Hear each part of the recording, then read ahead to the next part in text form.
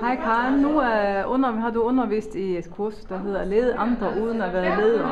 Hvad er der specielt gældende for de mennesker, der er leder andre uden at være ledere? Hvad er det for forhold, de sidder i? De sidder ofte i de forhold, at de har ikke mulighed for at tvinge andre til at gøre noget. De har ikke retten til at fyre eller hyre. Så de skal bruge sig selv som instrument. De skal finde ud af, hvad er det min adfærd, der rent faktisk giver resultaterne. Så de skal være meget opmærksomme på, hvordan de reagerer og hvordan de følelsesmæssigt påvirker andre mennesker. Er det mere indviklet at lede andre på den måde, end at være rigtig leder?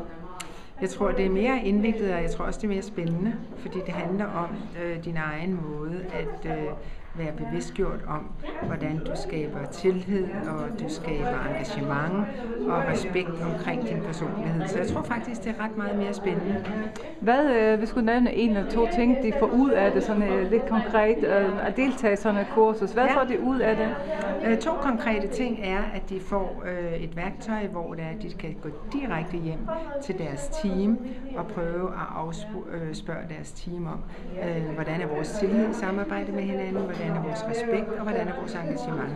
Det er det ene værktøj. Det andet værktøj, de får med hjem, det er et værktøj, hvor det er, at de kan spørge ind til, hvad bør vi fremadrettet gøre mere af, som vi ikke gør i dag, og hvad bør vi fremadrettet ikke gøre mere af, som vi heller gør i dag. Den sidste her, den er jeg lige usikker på.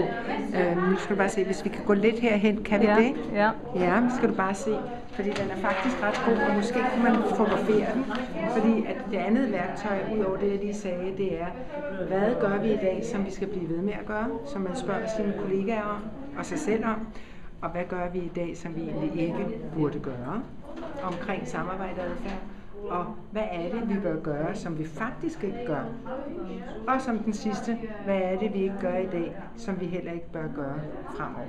Så det er i hvert fald 2 konkrete værktøjer, som de får med hjem. Ja, tak skal du have. Selv tak. Ja, hej.